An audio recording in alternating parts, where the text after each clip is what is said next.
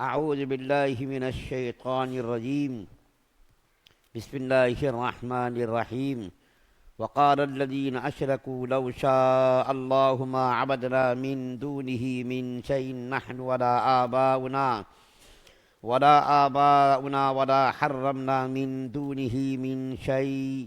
كذلك فعل الذين من قبلهم فهل على الرسل إلا البلاغ المبين. وَلَقَدْ بَعَثْنَا فِي كُلِّ أُمَّةٍ رَسُولًا أَنِ اعْبُدُوا اللَّهَ وَاجْتَنِبُوا الطَّاغُوتَ فَمِنْهُمْ مَنْ هَدَى اللَّهُ وَمِنْهُمْ مَنْ حَقَّتْ عَلَيْهِ الضَّلَالَةُ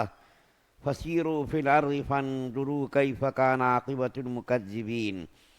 إِنْ تَحْرِصْ عَلَى هُدَاهُمْ فَإِنَّ اللَّهَ لَا يَهْدِي مَنْ يُضِلُّ وَمَا لَهُمْ مِنْ نَاصِرِينَ۔ اور جن لوگوں نے شرک اختیار کیا ہے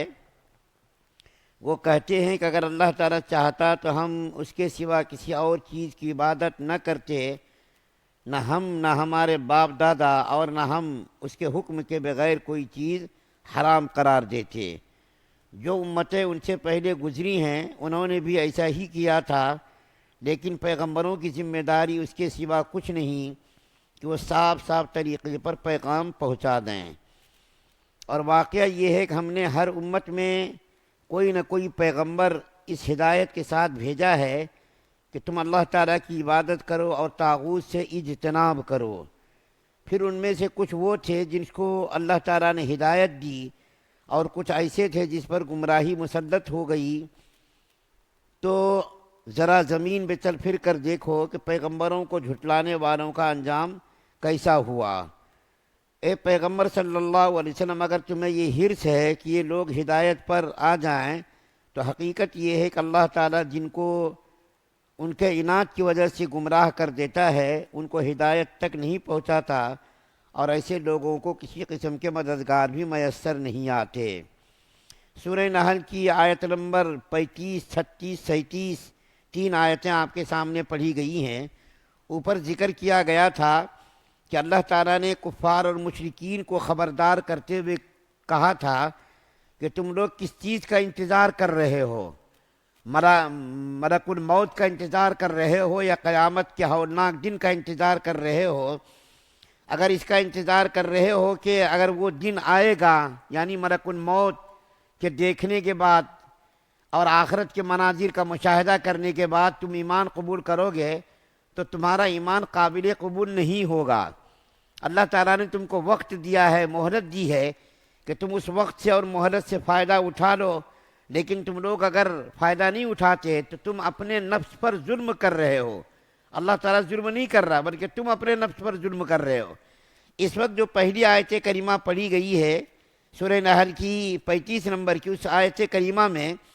کفار اور مشرکین کی ضد اور ہر دھرمی کا ذکر کیا گیا ہے۔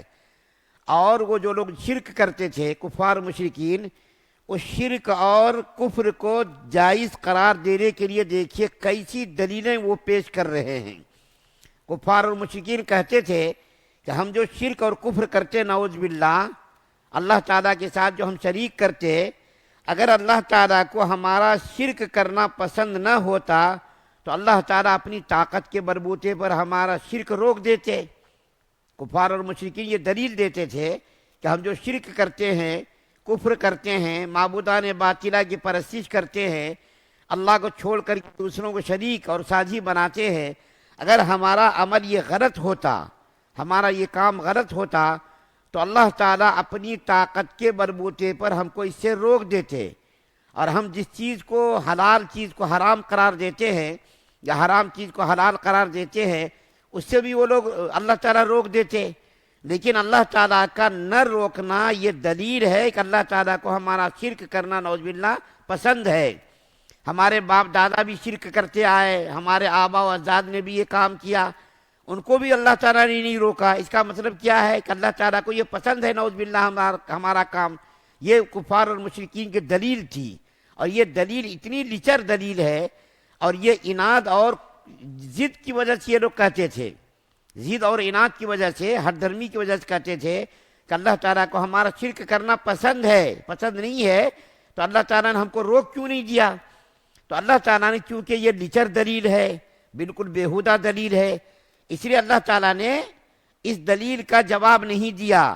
لیکن اللہ کے رسول صلی اللہ علیہ وسلم کو اللہ تعالیٰ نے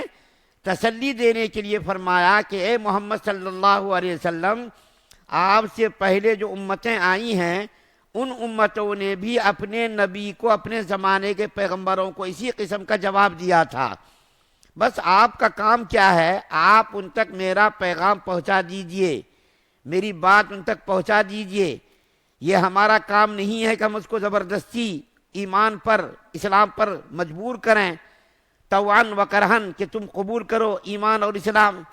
اچھا، یہاں پر اگر کوئی یہ بات کہے کہ بنی اسرائیل نے جب ایمان قبول نہیں کیا اور موسیٰ علیہ السلام کے جو ہے اوپر نازل ہونے والی کتاب کو ماننے سے انکار کیا تو اس کے اوپر پہاڑ کو مسلط کیا گیا، وَرَفَعْنَا فَوْقَكُمُ الطُّورَ، طور پہاڑ کو اس کے سروں پر مسلط کیا گیا۔ اگر کوئی یہ اعتراض کرے کہ یہاں پر اللہ تعالیٰ نے جبراً و قہراً اس کو کیوں نہیں ماننے پر مجبور کیا کفار مشرکین کو، بنی اسرائیل کے ساتھ تو اللہ تعالیٰ نے ایسا کیا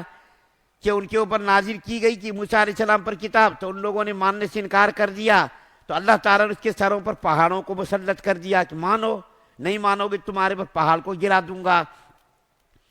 تو اس کا جواب یہ ہے کہ ان لوگوں کے مطالبے پر اللہ تعالیٰ نے اس کو جو ہے کتاب دی تھی۔ بنی اسرائیل نے مطالبہ کیا تھا، یہودیوں نے مطالبہ کیا تھا، اے موسیٰ علیہ السلام، آپ اللہ سے دعا کر کے کوئی کتاب ہمارے پاس لے کر آئیے کہ ہم اس کو اس کی روشنی میں ہم اپنی زندگی گزاریں۔ تو اس کے مطالبے پر چونکہ کتاب نازل کی گئی تھی اور اس کی مانگ پوری کرنے کے بعد ان لوگوں نے انکار کر دیا، تو اس کے اوپر پہاڑ کو مسلط کیا گیا۔ تو ان کے مطالبے پر کتاب نازل کی گئی، نہ ماننے پر اللہ نے ایسا کیا۔ لیکن یہاں یہ جو کفار اور مشرکین ہے، انہوں نے کوئی مطالبہ نہیں کیا کہ قرآن یا کتاب ہمارے پر نازل کی جائے، ہم مانیں گے۔ یہ تو پہلے سے نہ ماننے کا عہد کر چکے تھے، اناد اور کفر اور شرک کی وجہ سے۔ تو اللہ تعالیٰ نے اس کی دلیل پیش نہیں کی، جواب نہیں دیا، بلکہ اللہ تعالیٰ نے دونوں راستے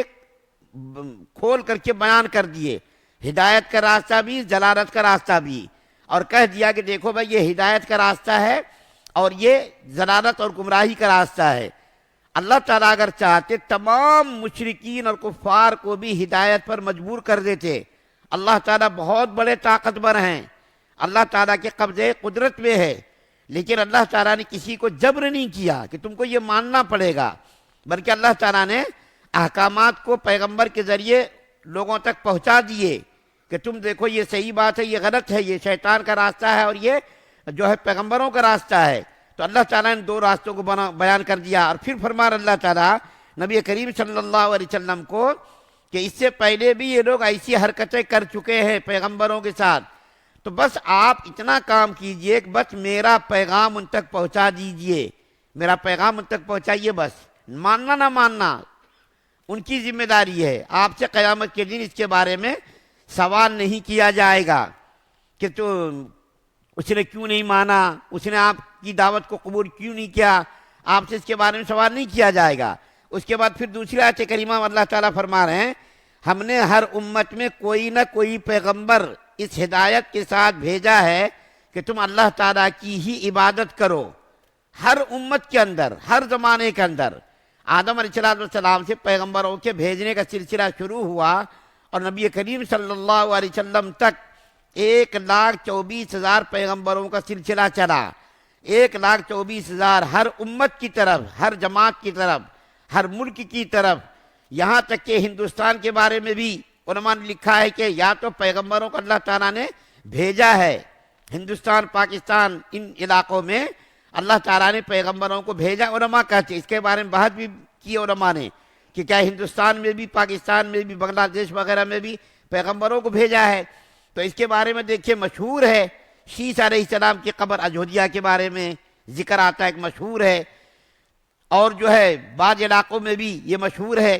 تو ہر امت میں جب اللہ تعالیٰ نے نبیوں کو بھیجا ہے، لکل قوم ہاد، ہر قوم کی طرف اللہ تعالیٰ نے نبیوں کو بھیجا ہے، تو ممکن ہے کہ ہندوستان میں بھی اللہ تعالیٰ نے نبیوں کو بھیجا ہو۔ اسی لیے مولانا قاسم نانوتوی رحمۃ اللہ علیہ، جس کا میں ذکر کرتا رہتا ہوں، انہوں نے کہا ہے کہ ہندوؤں کے دیوی دیوتاؤں کا نام لے کر، جیسے کہ کرشنا ہے، رام ہے، ہو سکتا ہے کسی زمانے میں یہ پیغمبر ہوں، اس کے بارے میں کوئی لب کشائی مت کرو، اس کو برا بھلا مت کہو، ہو سکتا ہے کہ کسی زمانے میں اللہ تعالیٰ نے ان کو پیغمبر بنا کر بھیجا ہو، اسی کا بگڑا ہوا نام یہ رکھا گیا ہو، اپنے زمانے میں یہ نبی ہوئے ہوں گے، اللہ تعالیٰ کو معلوم ہے، تو تم اس کو برا بھلا مت کہو بلکہ خاموشی اختیار کرو۔ معبودان باطلہ کی برائی کرنا تو ہے، لیکن نام لے کر کے یہ ایسے تھے ویسے تھے، یہ جو ہے مولانا قاسم نانوی رحمۃ اللہ علیہ کہتے ہیں خاموش رہنا بہتر ہے۔ پھر اللہ تعالیٰ فرما رہے ہیں کہ شیطان سے بچو، شیطان سے مراد یہاں یا تو معبودان باطل ہے یا تو شیطان ہے۔ معبودان باطلہ بتوں کے سامنے پرستش کرنا یہ بھی شیطانی کام ہے، شیطانی حرکت ہے، تو اللہ تعالیٰ فرما رہے ہیں کہ شیطان سے بچو، اس سے مراد یا تو بتوں سے بچو یا تو شیطانی جو ہے عمل سے بچو۔ پھر اللہ تعالیٰ فرما رہے ہیں کہ فسیرو فی الارض، زمین پر چل پھر کر کے دیکھو کہ پہلی امتوں کا انجام، مکذبین کا انجام کیا ہوا، یعنی جھٹلانے والی قوموں کا اللہ تعالیٰ نے انجام کیا کیا۔ جن قوموں نے نبیوں کو جھٹلایا، ان کی تعلیمات کو رد کیا، ان کے ساتھ اللہ تعالیٰ نے کیا فیصلہ کیا۔ قوم نوح کا کیا معاملہ ہوا، قوم سمود کا کیا معاملہ ہوا، قوم عاد کا کیا معاملہ ہوا، قوم لوط کا کیا معاملہ ہوا، اور قوم شعیب کا کیا معاملہ ہوا۔ یہ پیغمبر تھے جن کو ان کے زمانے کے لوگوں نے، ان کے زمانے کی قوموں نے جھٹلایا، تو اللہ تعالیٰ نے ان کے ساتھ کیا معاملہ کیا۔ اللہ فرما رہے ہیں چل پھر کر زمین پر دیکھو کہ ان کے کھنڈرات، ان کے آثار، ان کے بڑے بڑے محلات موجود ہیں کہ ان کا انجام، جنہوں نے جھٹلایا اس کا انجام کیا ہوا۔ پھر اللہ تعالیٰ ایک مضمون بیان کر رہے ہیں کہ ان پیغمبروں کی دعوت و تبلیغ کے سلسلے میں دو فرقے ہو گئے، دو جماعتیں ہو گئیں۔ ایک فرقہ تو وہ ہو گیا جس نے نبی کی تعلیمات کو مانا، نبی کی تعلیمات کو مان کر کے اس کے مطابق زندگی گزاری، اور ایک فرقہ وہ ہو گیا جس نے ماننے سے انکار کر دیا، گمراہی کا راستہ اختیار کیا۔ تو جب اس نے گمراہی کا راستہ اختیار کیا تو اللہ تعالیٰ نے ان کے لیے گمراہی کو آسان کر دیا، اور جنہوں نے ہدایت کو مانا، اسلامی تعلیمات کو مانا، نبیوں کی باتیں مانی، اللہ تعالیٰ نے ان کے لیے ہدایت کا راستہ آسان کر دیا۔ تو جن لوگوں نے ماننے سے انکار کر دیا تو اللہ تعالیٰ ان کا نہ تو حامی ہوگا، نہ مددگار ہوگا، نہ ناصر ہوگا، اللہ تعالیٰ ان کی کوئی مدد نہیں کریں گے۔ ضلالت و گمراہی والے راستوں پر چلنے والے لوگوں کا حامی اور مددگار خدا نہیں ہے، اس کی جو ہے اللہ تعالیٰ مدد نہیں فرمائیں گے۔ لیکن جنہوں نے اللہ تعالیٰ کی باتوں کو مانا، نبیوں کی تعلیمات کو قبول کیا، اللہ تعالیٰ نے اس کے لیے ہدایت کے راستے کو آسان کر دیا، ان کو جو ہے ہدایت کے راستے پر زندگی گزارنا آسان کر دیا، اور وہ چلتے رہے، چلے بھی اس کے اوپر۔ تو ان تین آیات کے اندر اللہ تعالیٰ نے کفار و مشرکین کے انجام کو اور ان کی ضد اور ہٹ درمی کو بیان کیا، اور نبی کریم صلی اللہ علیہ وسلم کو اللہ تعالیٰ نے تسلی دی کہ آپ گھبرائیے مت، پریشان مت ہوئیے، اگر آپ کی خواہش یہ ہے، آخری جو آیت کریمہ پڑھی گئی اس کے اندر بیان کرتا اللہ تعالیٰ، اگر آپ کی خواہش یہ ہے یہ سب کے سب لوگ مان لیں، سب کے سب لوگ ہماری دعوت کو قبول کر لیں، تو انہوں نے تو اپنی مرضی سے ضلالت و راستے کی گمراہی کو قبول کیا ہے، اپنی مرضی سے۔ اس کے سامنے تو آپ نے حقیقت کو بیان کر دیا، حقیقت ان کے سامنے کھول کر کے رکھ دی۔ اگر وہ قبول نہیں کرتے ہیں تو آپ کی کوئی ذمہ داری نہیں ہے، آپ سے کوئی پوچھ نہیں ہوگی، آپ سے کوئی سوال نہیں ہوگا۔ اگر انہوں نے قبول نہیں کیا تو ان سے سوال ہوگا کہ تم نے کیوں بات نہیں مانی۔ نبی کریم صلی اللہ علیہ وسلم کے دل کے اندر یہ خواہش رہتی تھی یہ سب کے سب لوگ ایمان لے آئے، سب کے سب لوگ مسلمان ہو جائے، سب کے سب لوگ جنتی بن جائے، جہنم کے راستوں کو ترک کر کے جنت والا راستہ اختیار کرے۔ لیکن اگر یہ لوگ نہیں مانتے، آپ کے دل کے اندر یہ طلب تو ہے، خواہش تو ہے، لیکن اگر یہ نہیں مانتے تو نہ ماننے کی ذمہ داری ان کی ہے، آپ کی کوئی ذمہ داری نہیں ہے۔ اللہ سے دعا اللہ ہم سب کو سننے سے زیادہ عمل کی توفیق عطا فرمائے۔ سبحان اللہ و بحمدہ، سبحانک اللہم و بحمدک، ونشہد ان لا الہ الا انت، ونستغفرک ونتوب۔ سبحان ربک۔